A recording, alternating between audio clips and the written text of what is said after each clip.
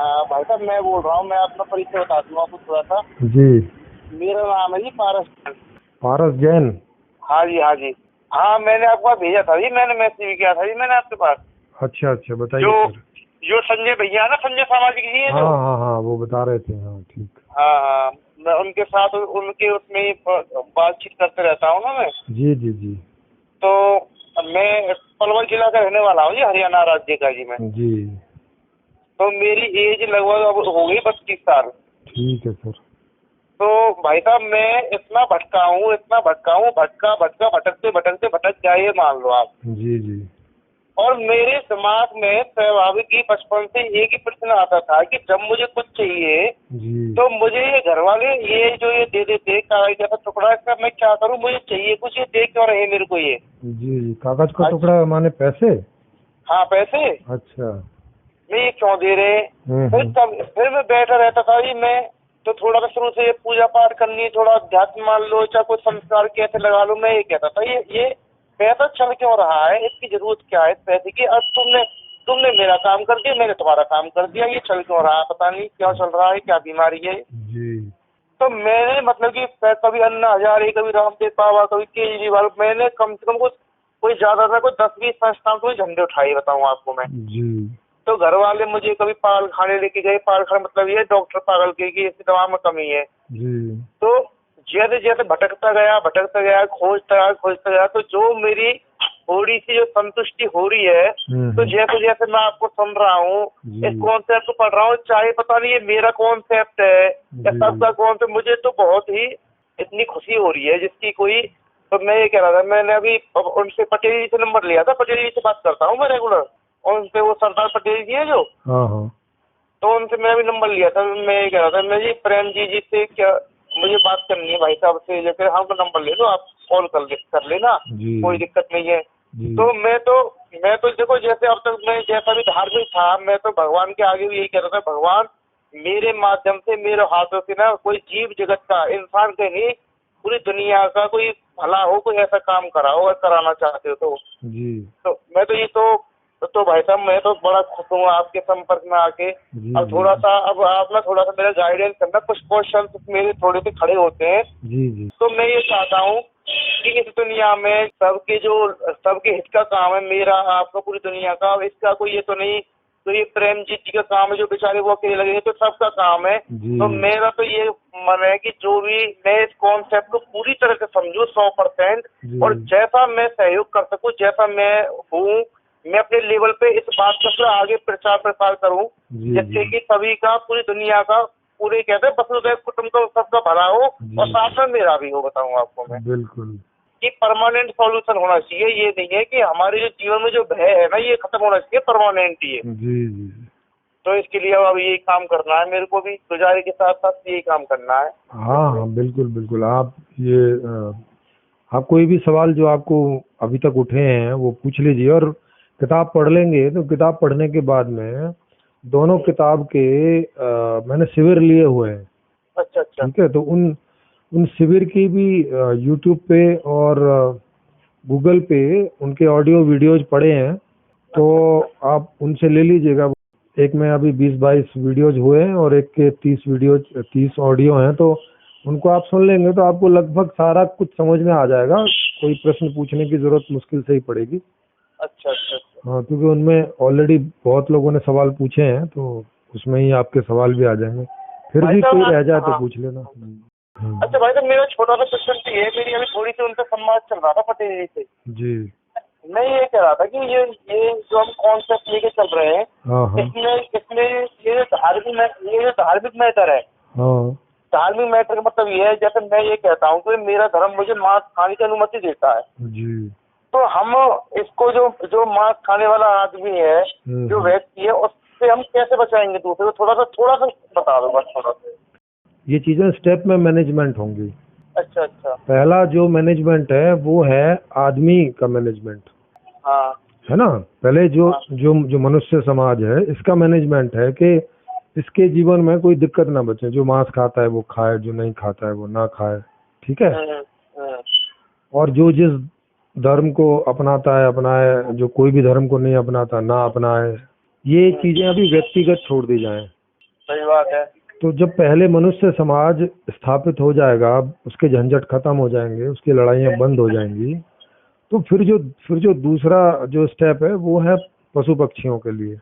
अच्छा अच्छा।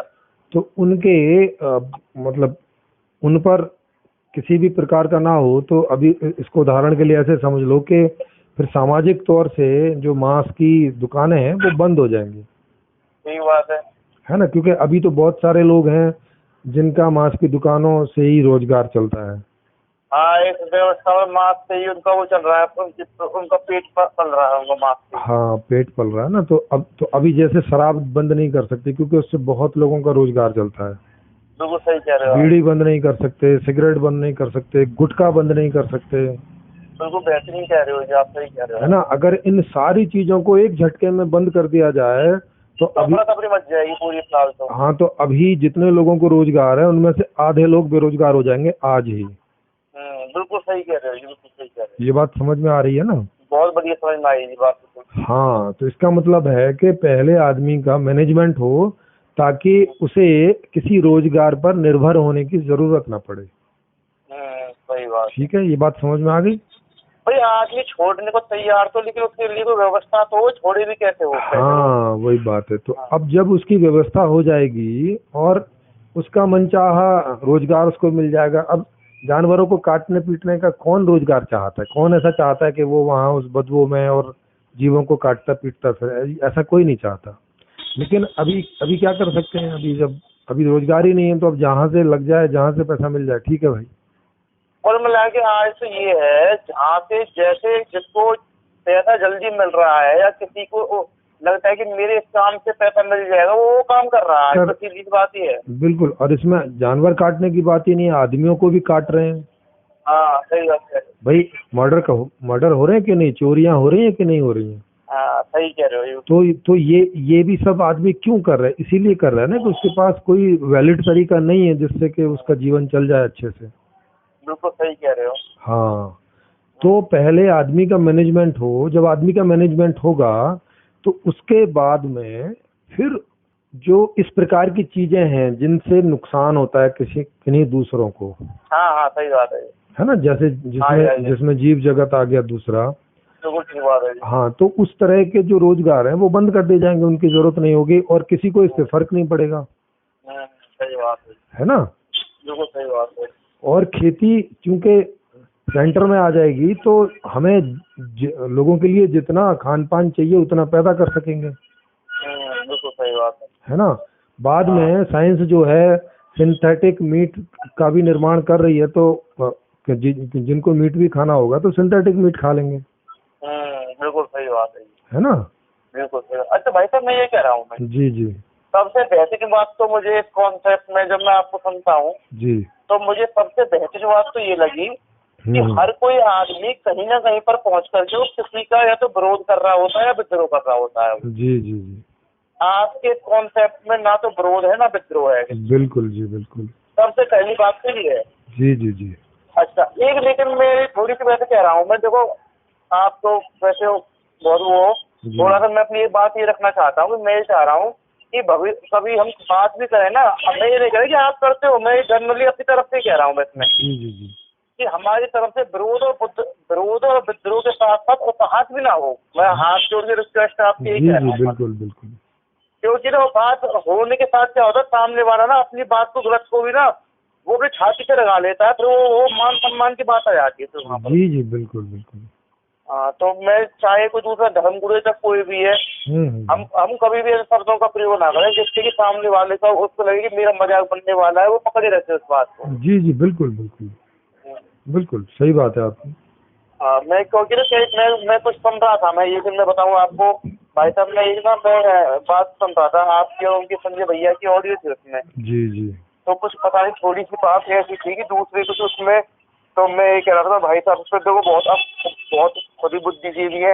और देखो मैं कोई आपसे कोई सलाह नहीं दे रहा, नहीं कोई एडवाइस, मैं तो खाली आपसे हाथ जोड़ के निवेदन यही कर रहा हूँ क्योंकि ये कॉन्सेप्ट चलना है और चलाना है, क्योंकि जैसे तैसे कोई कॉन्सेप्ट आया है जिसमें थोड़ी सी ये लग रही है कि सबकी व्यवस्था होगी, और ये कॉन्सेप्ट विरोध विद्रोह उपहास की वजह से थोड़ा सा ना थोड़ी जी सी जी कोई इसमें बाधा नहीं आनी चाहिए, बस हाथ जोड़ के बस मैं इसलिए थोड़ा सा मैं आपसे कह रहा था, ये बताऊं। जी जी बिल्कुल, इन सब चीज़ों का ख्याल रखा जाता है। वो तो कभी हाँ कभी कोई सामने वाला एकदम उपहास की मुद्रा में आ जाए तो चलो भाई, हाँ सही बात हम है, भी सही थोड़ा बात। सा हंसी मजाक कर हाँ लेते हैं, वो अलग हाँ, बात है। हाँ वो सही बात है। जी जी।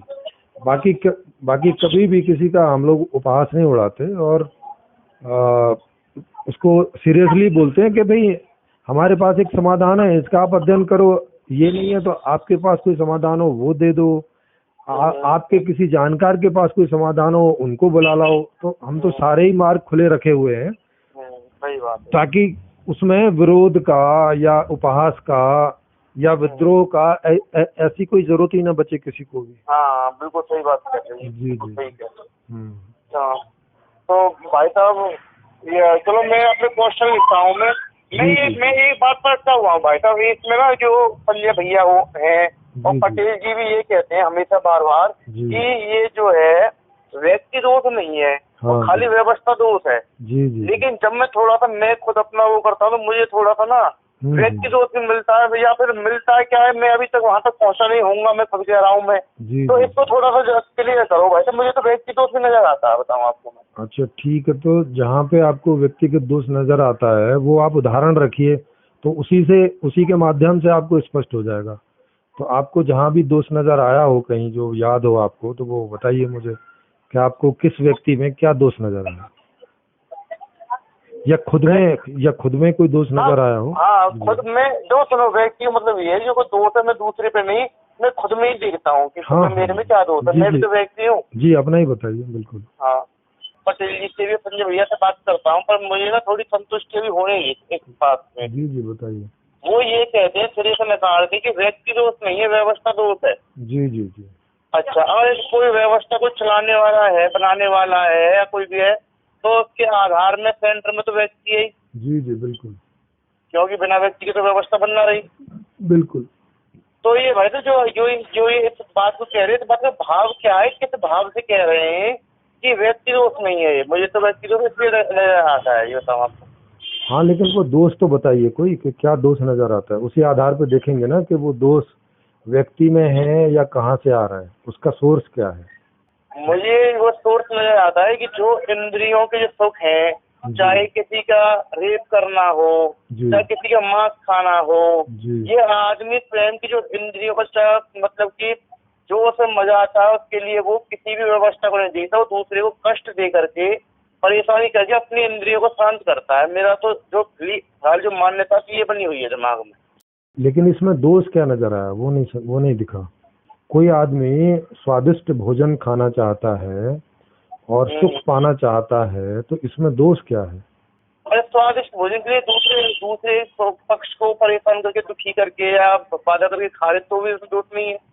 हाँ तो ये तो उस बात में दोष हुआ ना कि उस तक वो चीज बिना दूसरे को परेशान करके नहीं पहुंच रही है, तो ये तो व्यवस्था का दोष हो गया ना, आदमी का कैसे दोष हुआ। नहीं भाई, जैसे मैं हूँ, मुझे मांस खाने में मजा आ रहा है मेरी जीभ को, तो मुझे मांस चाहिए। अब बताओ, इसमें समझाओ मेरे को। हाँ तो जैसे आपको मांस खाने में मजा आ रहा है, इसमें इस बात में क्या दोष है, एक एक करके देखते हैं ना, एक एक करके। अब बिल्कुल सही बात है जी। हाँ, आपको मांस खाने में मजा आ रहा है, इसमें क्या दोष आपको दिख रहा है। इसमें ये दोष दिख रहा है कि जो दूसरा चीज है नहीं वहाँ मत जाइए ना, अभी तो इतने पर ही चेक कीजिए वहाँ। अब वो घटना तो नहीं स्वादिष्ट में कोई दोष नहीं है, बिल्कुल सही कह रहे हो आप। हाँ मतलब स्वाद तो अंदर है ना, और मांस आ रहा है बाहर से, तो ये दो अलग अलग जगह हो गई। बिल्कुल ठीक बात है। हाँ तो आपको मांस खाने में, कि बिस्किट खाने में, कि अंगूर खाने में, कि कुछ भी खाने में आपको सुख मिलता है, इसमें कोई दोष देख रहे हैं आप। नहीं, बिल्कुल दोष नहीं है जी।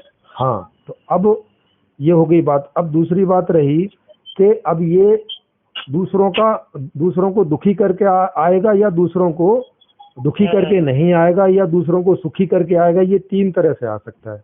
बिल्कुल ठीक बात कह रहे हो भाई साहब आप, है ना, तीन ही तरीके हो सकते हैं। हाँ, अगर वही स्वाद मुझे किसी दूसरे को कष्ट बना दिए भी मिल जाए तो मैं तो छोड़ दूंगा वो तो। हाँ तो वही वाली बात होगी। तो इसका मतलब ये हुआ कि जो विषय है जिसमें आपको सुख मिलता है, वो विषय अगर आप तक किसी दूसरे को कष्ट दिए बिना पहुंच जाए तब तो कोई दिक्कत नहीं है। बहुत बेहतरीन बात कह रहे हो जी, बिल्कुल सही कह रहे हो आप ये बात तो ये बात तो व्यवस्था की होगी ना, क्योंकि कोई भी विषय आप तक किसी व्यवस्था के द्वारा ही पहुंचता है। बिल्कुल सही बात कह रहे हो। इसका मैं एक उदाहरण देता हूँ भाई साहब। मैं जी जी। जैसे जैसे लोग मीट खाते हैं तो मुझे क्या लगा कि लोग तो मीट खाते हैं, शायद मीट का मजा मुझे ना ये जो सोयाबीन के वो बनते हैं तो उसको चाप बोलते हैं लोग हमारे यहाँ पर। जी जी जी। तो मैं उसको खाता हूँ, मुझे लगता है कि शायद मैं मीट का मजा ले रहा हूँ, मैं उससे ही उसकी संतुष्टि कर लेता हूँ, उसको बताऊँ मैं। हाँ वो भी है, और एक जो है ऑर्गेनिक मीट भी आ रहा है। अच्छा। हाँ मतलब विदेशों में तो स्टार्ट भी हो गया है, जैसे रशिया में मिलता है तो ऑर्गेनिक मीट भी आता है। लेकिन लेकिन वो वही बात है कि अगर ये इन सारे मीटों को आप साइड कर देंगे तो अभी ना तो पशुओं का कोई मैनेजमेंट है सही बात है ना, पशुओं की संख्या बेतरतीब बढ़ जाएगी, जिसका कोई मैनेजमेंट नहीं है, खेती नहीं हो पाएगी फिर।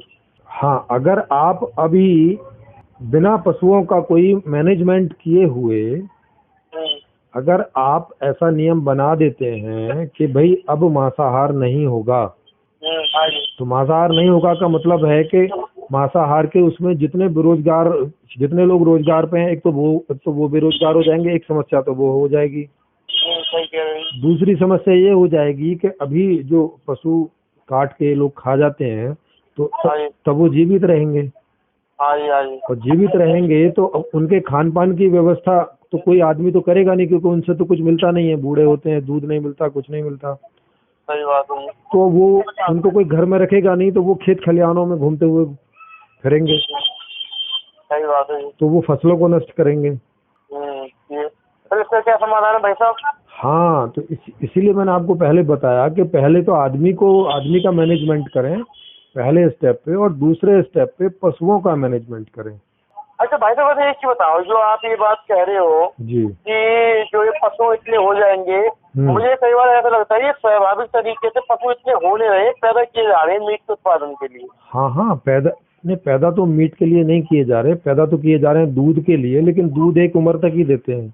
नहीं, जैसे भाई साहब मुर्गा में कर रहे हैं तो ये क्या दूध दे रहे हैं, मुर्गा कर रहे हैं। नहीं, मुर्गा भी ज्यादातर अंडे के लिए पैदा किए जाते हैं, लेकिन अब जब वो उस लायक नहीं बचता तो भाई उनको फिर मीट भी बनाया जाता है, या अब मीट के लिए भी हो रहा है तो मीट के लिए भी कर रहे हैं। जब काटे जा रहे हैं, जब नहीं काटे जाएंगे तो नहीं कोई पैदा करेगा। तो ये तो सारा काम भाई साहब पैसे के लिए हो गया देखा जाए तो। हाँ, तो पैसे के लिए, तो इसीलिए तो मैंने आपको बोला कि पहले आदमी का मैनेजमेंट करो। आदमी का मैनेजमेंट कर दोगे तो ये पैसे का तामझाम हट जाएगा, तो ये अपने आप ही सेटल हो जाएगा बहुत सारा तो। और दूसरा जो बचे, हाँ, और जो थोड़ा बहुत बचेगा उसका मैनेजमेंट हो जाएगा। सही बात। जैसे जो पशु वगैरह बचेंगे तो उनके लिए बड़े बड़े चरागाह बना के, और एक कटीला जो है उनका पूरा बाड़ा बना के उसके अंदर सब सारे पशुओं को छोड़ दें, और वहाँ पे खूब घास भी हो, खूब बढ़िया हो, ताकि वो बाकी जो खेती की जमीन है उसमें परेशान ना हो, और उनकी व्यवस्था वहाँ हो जाए। वहाँ उनको पानी और जो भी खाना वगैरह बचता है वो भी वहाँ चारागाह भूमि बन जाएगी उसमें उनकी। जी हाँ, चारागाह की भूमि, और वहाँ ऐसे बीज बिखेर दो जो खूब सारी ज्वार, रिजका, मैनेजमेंट होगी, नहीं तो ये मैनेजमेंट हो गया, तो उसमें पशु भी खुश और उधर आदमी भी खुश। सही कह रहे हो भाई, सही बात है। तो अब इस बात से आपको पता चला कि आदमी में दोष नहीं है। और कोई उदाहरण आप ले सकते हैं जो आप आदमी में कोई दोष देखते हैं? एक उदाहरण भाई साहब, मैं उदाहरण क्या लेता हूँ, मैं तो खाली मैं खुद अपने ऊपर ही लेता हूँ मैं। हाँ, अपने ऊपर ही ले लीजिए, आप भी इंसान ही हैं। अब जैसे कि ये तो हो गया मीट खाने का, वो आपने बता दिया, सही बताया बिल्कुल। ये मुझे थोड़ा सा जो मेन खतरता है रेप का बताओ भाई, मुझे रेप का सिस्टम बताओ। हाँ, क्या समाधान है? अब आप रेप का ऐसे करके देखें, जैसे सेक्स करने में मजा आता है, ठीक है, बिल्कुल ठीक बात है जी, तो इसमें तो कोई दोष है नहीं, सेक्स करो मजा आए, ये तो नेचुरल है। बिल्कुल भी नहीं भाई साहब। हाँ, अब आदमी रेप करने क्यों जाता है? सीधी सी बात है कि हम लोगों ने सेक्स को सीमित कर रखा है, माने उस पर इतने सारे सामाजिक बंधन लगा रखे हैं कि आदमी को जब चाहिए, जैसा चाहिए, जितना चाहिए उतना सेक्स मिलता नहीं। बिल्कुल सही बात है जी, है ना, और युवा अवस्था से ही नहीं मिलता। हाँ बिल्कुल, जब उसकी रिक्वायरमेंट होती है बॉडी की, फिजिकल की, जब उसका हार्मोन जब से उसकी व्यवस्था ही नहीं होती कोई। जी, उसकी व्यवस्था नहीं थी, और उल्टा उसको बुरा कहा जाता है, दबाया जाता है। तो ये कुंठाएं अंदर बैठ जाती हैं, और जरूरत तो नेचुरल है, तो उससे तो भागा नहीं जा सकता। तो सही बात कह रहे हो। जैसे खाना खाए बिना रहा नहीं जा सकता, वैसे ही सेक्स किए बिना भी रहा नहीं जा सकता। बिल्कुल ठीक कह रहे हो भाई साहब। तो अब अगर आप ओपन सेक्स कर दें और सेक्स की व्यवस्था कर दें, जैसे हम लोगों ने संपूर्ण समाधान आप पढ़ेंगे तो उसमें हम लोगों ने इसकी व्यवस्था की है बड़े आराम से, अच्छा। तो वैसी व्यवस्था हो जाएगी तो आदमी को कभी भी बलात्कार का विचार तक नहीं आएगा। नहीं भाई साहब, ये जो बात है इसमें थोड़ा सा ये बताओ, इसको ओपन कैसे कर सकते हैं? ये चलो देखो, ये तो ओपन हो गया, सामने वाला पक्ष हमारे साथ एग्री है नहीं है, इसको हम ओपन कैसे कर सकते हैं, तो थोड़ा समझाओगे? हाँ, इसके लिए जैसे हम लोगों ने उसमें एक सॉफ्टवेयर रखेंगे बना के, और उस सॉफ्टवेयर में जिनको जिस भी प्रकार की लड़की या लड़के से सेक्स करना है तो वो अपना आवेदन उसमें डाल सकते हैं। जैसे अभी हम अमेजोन पे, फ्लिपकार्ट पे ऑर्डर करते हैं चीजों का, वैसे ही आप उस समय, क्योंकि उस समय तो सब कुछ फ्री होगा, तो आप वहाँ ऑर्डर कर सकेंगे कि भाई मुझे सेक्स करना है, मुझे इस प्रकार की लड़की या इस प्रकार का लड़का मुझे जो है भाई साहब। हाँ, एक बात मैं भूल जाऊंगा, मैं ये पूछना चाह रहा हूँ। जी जी। इन्होंने जो सेक्स पर जो कब्जा किया है, इन्होंने जो मतलब कि इसको दबाया है, कि इससे इन्होंने क्या पाया है, भाई ये समझाओ थोड़ा सा मेरे को। कुछ भी नहीं पाया, बलात्कार पाए, बस कुंठाएं पाई, बलात्कार पाए, दुख पाई, तकलीफ पाई, यही पाया, नहीं कुछ अच्छा तो पाया नहीं।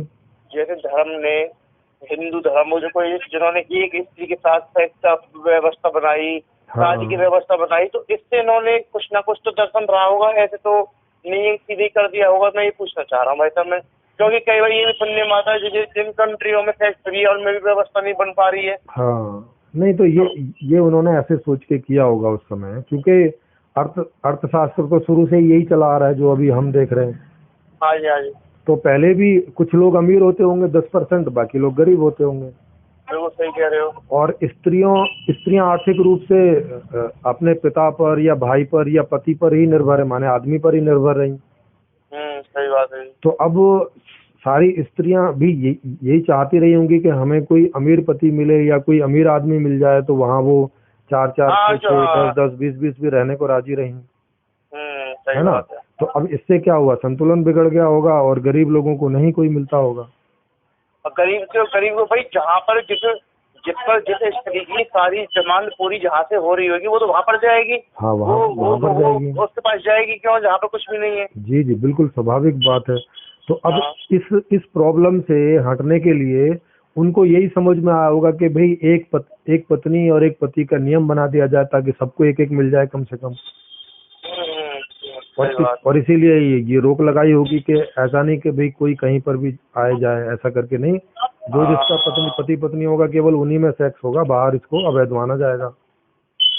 जिससे कि मतलब कि कम से कम जो गरीब आदमी है कम से कम एक की व्यवस्था तो हो जाए।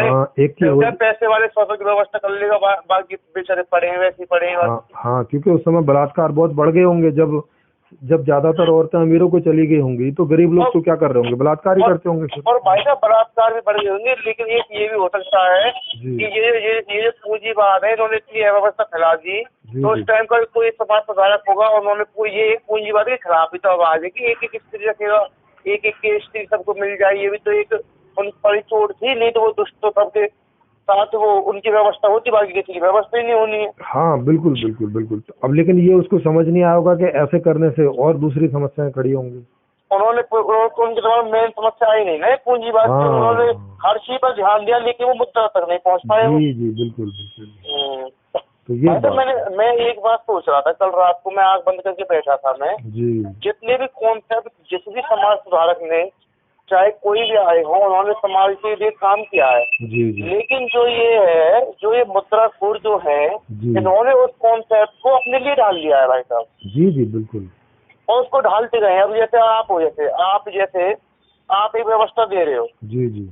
तो अब वो जो मुद्राखोर है वो दुष्ट ये दिमाग लगाएंगे कि इस व्यवस्था को अपने अनुसार कैसे ढाले, कोई तरीका निकालने की सोचेंगे वो। हाँ, अगर उनको अच्छी जिंदगी नहीं मिलेगी तो फिर सोचेंगे ही। हाँ। लेकिन अगर मिल जाएगी तब तो नहीं सोचेंगे। अच्छा भाई साहब, कभी आपने इस बार तो आप तो खैर हर जगह सोचते हो जी, कि जी। मुद्रा का चलन शुरू कैसे हुआ, इसके बारे में कुछ थोड़ा सा अब बताओगे या बाद में बताओ, कैसे इसका शुरुआत कैसे हुई होगी कभी? जी ये तो आसान ये कोई सोची समझी बात है या बाई डिफॉल्ट हुई है, कैसे हुई है ये? हाँ नहीं, सोच समझ के ही होते हैं, लेकिन बाय डिफॉल्ट ही होते हैं ये चीजें। इसमें आप ऐसे करके समझो कि पहले बार्टर सिस्टम था, मतलब वस्तु दे के वस्तु ली जाती थी, वो ठीक कह रहे हो ये। है ना। तो उसको बार्टर सिस्टम बोलते हैं अंग्रेजी में, ठीक बात है। वस्तु विनिमय। तो सही बात। अब क्या हुआ कि आपको मान लिया मक्का चाहिए, तो अब आप अपने सिर पे ढो के गेहूं लेके जाओ इधर से 40 किलो, और फिर उधर से 40 किलो मक्का ढो के लेके आओ। सही बात है। तो मुद्रा का चलन इसलिए हुआ कि कम से कम एक तरफ का भार तो हटा दिया जाए आदमी के ऊपर से, है ना। तो भाई ठीक है, आप पैसे लेके जेब में चले जाओ और जाके बस मक्का खरीद लाओ सीधा। और वस्तु विनिमय में क्या समस्या होती थी कि आप जिसको गेहूं दे के आए हो सकता है उसको गेहूं की जरूरत ना हो, वो वहां से ढोके लेके जाएगा कहीं और। सही बात है। तो सही बात। हाँ, तो इससे क्या होता था कि जो ये व्यापार है इसमें देरी होती थी और खामोखा का वजन बढ़ता था, तो उससे उस चीज को ले जाने में बहुत दिक्कत रहती थी, और वो वस्तु भी क्षतिग्रस्त हो जाती थी। आप लेके जा रहे हैं, रास्ते में बारिश पड़ गई, भीग गया, ये हो गया, वो हो गया, तो उन चीजों को बचना चाहिए। और ये बात भी हकीकत है, असंतुलन ये फैला होगा, वो किसी सामने वाले पक्ष को वो वस्तु चाहिए ही नहीं। हाँ बिल्कुल, वो कैसे? हाँ सही बात कह रहे हो। तो ये इन सब समस्याओं को दूर करने के लिए किसी को ये बात समझ में आई होगी कि क्यों ना भाई कोई हल्की सी चीज रख ली जाए मुद्रा जैसी बदले में, ताकि हम सब मान लें। मुद्रा जैसे क्या मान चलोगे, इसके बदले में हम एक ऐसी चीज बना दें कि इसकी कीमत इसके बराबर आंकी जाएगी। हाँ, तो जैसे पहले स्वर्ण मुद्राओं की बात थी, तो पहले सोने की मुद्राएं होती होंगी, तो उनका फिर रजत मुद्राएं हुई, फिर सिल्वर की हुई, लोहे की हुई, और फिर कागज की, और अब तो डिजिटल हो गई। सही बात है। जी जी जी, तो ये बात है। बाकी मुद्रा का मतलब तो इतना ही होता है कि भाई बदले में काम करती है वो, तो और तो कोई काम है नहीं उसका। अच्छा भाई, तो ये तो जो जितना ये दुरुपयोग, जितनी अव्यवस्था आज दिखाई दे रही है कि इस मुद्रा के तंत्र में इतनी अव्यवस्था स्थापित रही है, या फिर कागजी मुद्रा आई है सबसे ज्यादा भसड़ फैली समाज में? नहीं, पहले ज्यादा खराब था, मुद्रा आने से थोड़ा कम खराब हुआ है। अच्छा हाँ भाई, तो पहले क्या था खराब, तो उसका उदाहरण देना ही जैसे। इसको आप ऐसे समझो कि जब मुद्रा नहीं थी तब जिन लोगों के पास जो चीजें होती थी वही जो है किन्हीं दूसरे से बदले में लाते थे और धो के लेके जाते थे, और लेके नहीं आते थे। अगर उसको जरूरत नहीं है तो उसके घर में अनाप शनाप चीज भरी पड़ी है, और ना वो खुद उसका इस्तेमाल करेगा, दूसरा करेगा नहीं, क्योंकि बाजार में है नहीं है। अभी क्या है, हर आदमी अपनी सारी चीजें उठा के बाजार में रख देता है, भाई जिसको चाहिए लेते रहो, और पैसे उठा के रख लेता है अपने बैंक में। हाँ, फिर उसकी पूर्ति वहाँ से हो जाती है जो उसको चाहिए हो। हाँ, तो पहले लोग बहुत भुखमरी में रहते थे, अब भुखमरी में रहते होंगे तो चोरी भी ज्यादा होती होंगी। समझ रहे हो। और मारकाट तो होती थी। जब कबीलाई सिस्टम के बारे में पढ़ोगे तो आपको पता चलेगा कि आज से ज्यादा सुरक्षा थी, आज से ज्यादा मारकाट थी। आदमी एक गांव से निकल के अगर गया तो गारंटी नहीं थी कि ये शाम को वापस लौट के आ जाएगा। सही बात है। हाँ, और भाई तो ये लूटपाट का सिस्टम है, वो उसके खेत से फसल लूट के ले गए, वो कौन सा काल रहा है, वो क्या ये तो सदा से ही रहा है। जब आदमी जंगल में भी रहता था तो मीट की लूटपाट मचती थी। हाँ, तो लूटपाट तो हमेशा से रही है, क्योंकि जिस चीज की भी कमी होगी समाज में उसकी लूटपाट तो होगी। अच्छा भाई, तो ये बताओ, इस व्यवस्था में जैसे बोलते हैं कि जिसकी लाठी उसकी भैंस, जो ताकतवर होगा उसका सिस्टम सही हो जाएगा क्या? हाँ, मतलब औरों से तो सही हो ही जाएगा। अच्छा।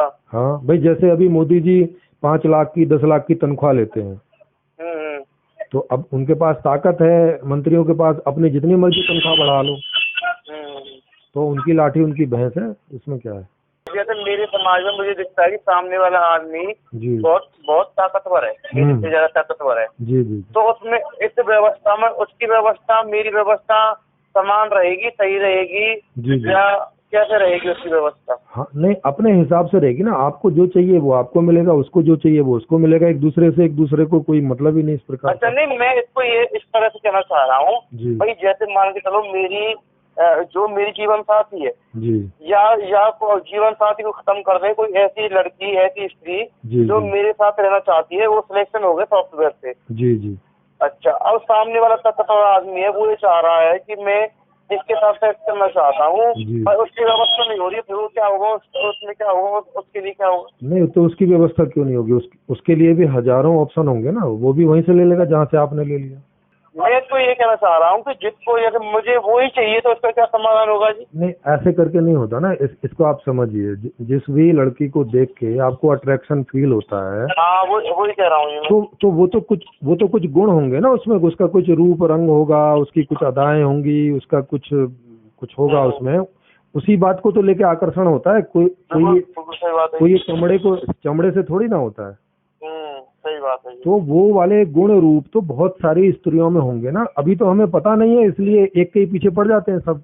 हाँ, इसको मैं ऐसे देखता हूँ, आप ये कहोगे भाई साहब, इसको मैं थोड़ा सा ना प्रैक्टिकल अपने ऊपर देख रहा हूँ बीच बीच में करके ना। जी जी वो मैं कैसे देख रहा हूँ, जैसे मुझे किसी शादी में जाता हूँ मैं, जी मैं किसी लड़की को दिखता हूँ तो मुझे लगता है कि ये लड़की मिल जानी चाहिए, जी और ये प्यार हो गया जैसे एक मिनट में। जी। और जैसे ही कोई दूसरी लड़की की दूसरी दिखती है तो फिर लगता है कि अब इससे प्यार हो गया। कुल मिला के बात आप सही कह रहे हो, ये बात बिल्कुल बिल्कुल बिल्कुल।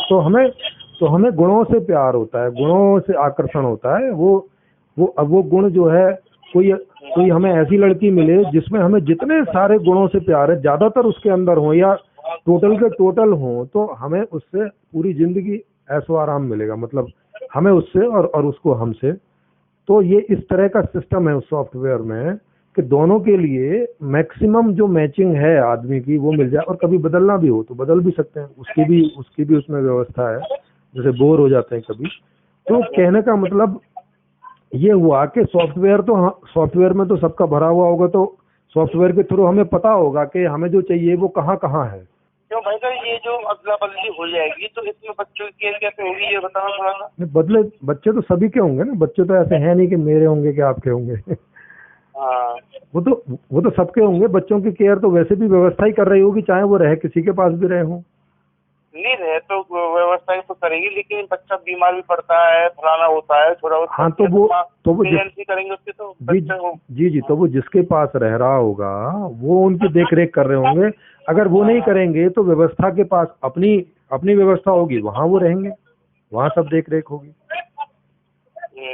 जी जी। अच्छा भाई, एक चीज बताओ, इस व्यवस्था में जिनको आज हम धूर्त बोलते हैं, मूर्ख बोलते हैं, जी जी, मैं ये कह रहा था, चाहे व्यवस्था कोई भी हो, लेकिन ऐसा भी होगा कि हमारा जो मन बोलते हैं या हमारी किसी के साथ ट्यूनिंग ना हो, या हम उस व्यवस्था में मूर्ख और धूर्त कौन रहेगा भाई साहब?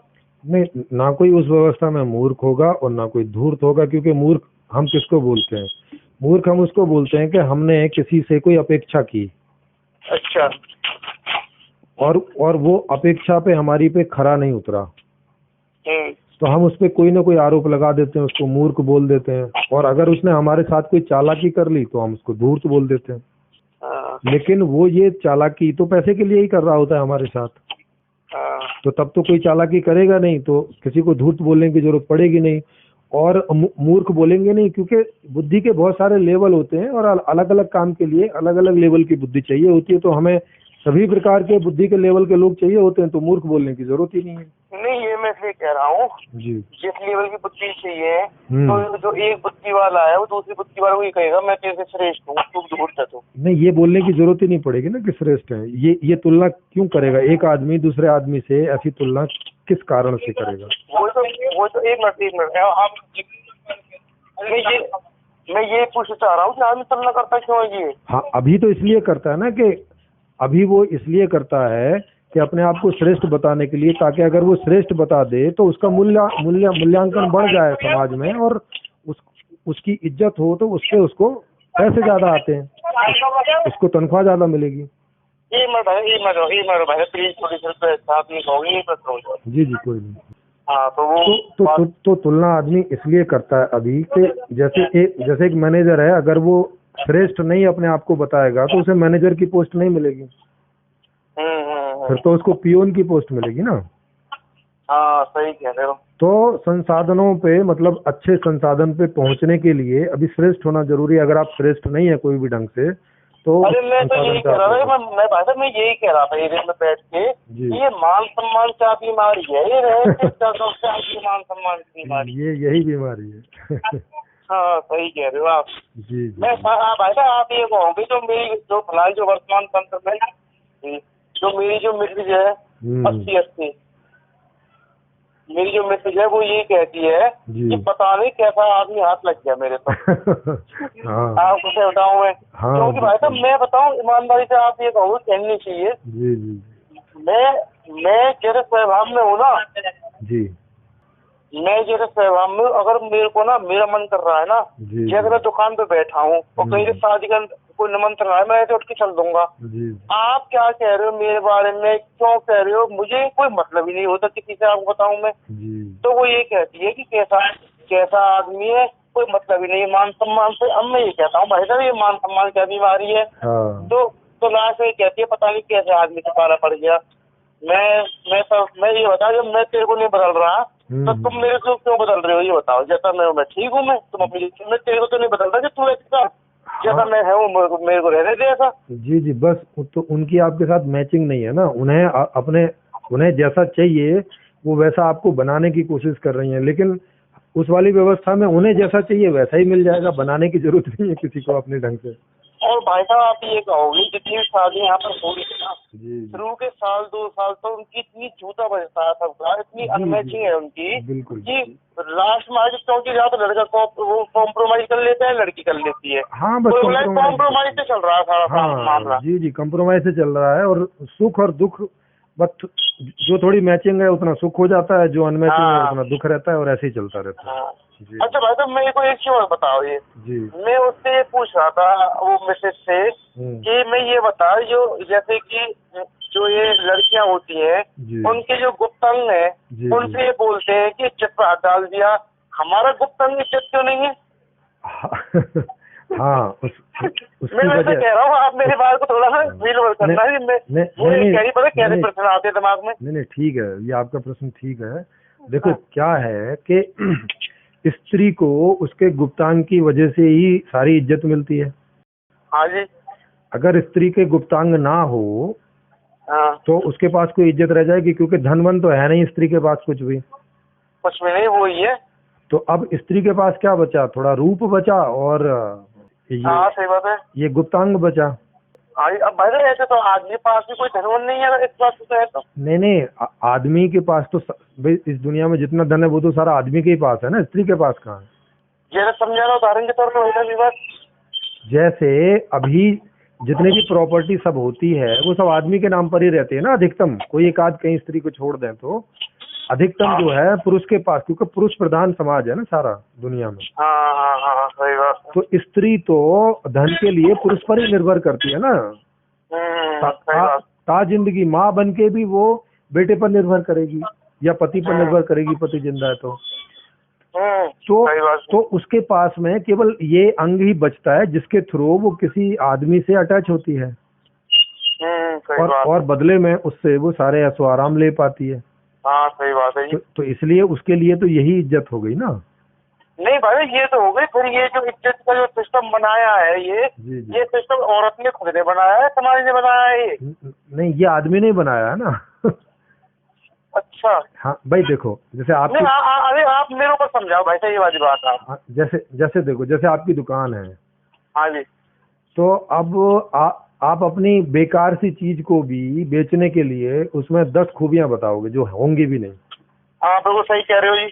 बताओगे कि नहीं बताओगे? अरे भाई साहब इस बात पर भी बहुत कड़ी छोड़ दिया। मैं ये कह रहा था ये जो काम है बड़ा उल्टा सीधा काम है। मैं जब कह रही तुम्हारे जैसे आदमी के बस की तो कुछ है ना करना धरनो, और बचने के लिए तुम ये कहो पाप है, ये तो बिजनेस है, बिजनेस ना पाप है, महापाप है जो मिला तुम कह रहे हो।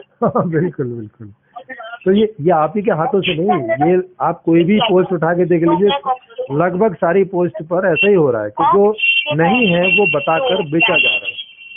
सही बात है। तो अब ऐसे ही करके स्त्री के पास जो है वो अब क्योंकि वो हमारी तो बहन बेटियां हैं। हाँ बिल्कुल सही बात है जी। तो जब हम उसको बहाने जाएंगे तो हम अपनी बहन में बेटी में जो गुण नहीं भी है वो भी वहाँ जाके बताते हैं। हाँ ये बात आप सही कह रहे हो। झूठ बोलते हैं ना, और वो बेटे और वो बेटे वाले हाँ, भी सही कह रहे हैं। बेटे वाले भी झूठ झूठ बोलते हैं। हाँ जॉब में 10,000 रुपए मिल रहे होंगे तो बताएंगे 1 लाख रुपए की तनख्वाह ले रहा है। तो हाँ, सही कह। भाई साहब कल आप ये कहोगे, कभी मैं यहाँ पे होटल में बुलाऊंगा। जी जी हमारे यहाँ पे मैं और मेरी मिस्त्री बड़ी एंजॉय करें आपस में, बताऊँ मैं यहाँ पे। जी जी जी मैं और कह रहा हूँ, मैं और कह रहा हूँ कल क्या किया है, मैं पूजा, मैं लड़की वाले बढ़िया, वही लड़की निपटा के हाँ। और चद्दर तार के सो जाऊँ मैं, हमें ऐसी कैसी करवानी पड़ रही है। बिल्कुल बिल्कुल। तो भाई साहब इतनी तेज हाथ नहीं कर रहा, आप ये कहोगे हम सब ऐसे हंस रहे एंजॉय करें। सबसे पहली बात ये थोड़ी सी ना मोदी तंत्र में ना, ओ जी, ये हाथ लग गया, हम थोड़ी इस तंत्र में ना जी, क्या जी। संतुष्ट कह लो तो कैसे करो, थोड़ी सा हम बचे हुए हैं, बताओ आपको थोड़े से हाँ। इस मारामारी से ना, तो थोड़ा सा एंजॉय कर लेते हो, थोड़ा सा एंजॉय कर लेते हो, बताऊँ आपको मैं। हाँ बिल्कुल।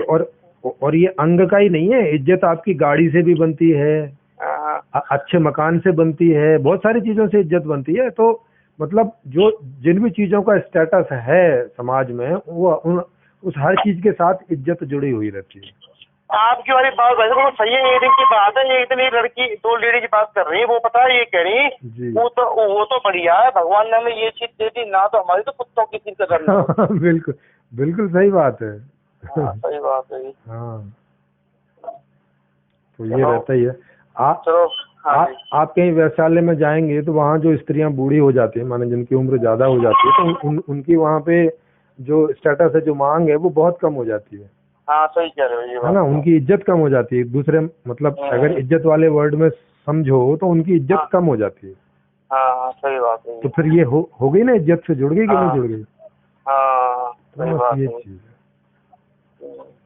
तो ऐसे चलो ही। भाई साहब धीरे धीरे आपके संपर्क में थोड़ा सा समझूंगा मैं भी। ओके जी, थोड़ा सा ठीक बात है। भाई साहब मुझे ना जी, अपना एड्रेस और दे देना, थोड़ा थोड़ा किसी से आऊंगा आपके पास जरूर, मैं एक बार जरूर। ठीक है जी, जब आपको आना हो तो बता दीजिएगा, मैं आपको SMS कर दूंगा, ये ठीक है भाई साहब, ठीक है व्हाट्सएप जी। कर दूंगा। जी जी, ठीक हाँ है। नमस्ते भाई साहब। ओके जी, नमस्ते।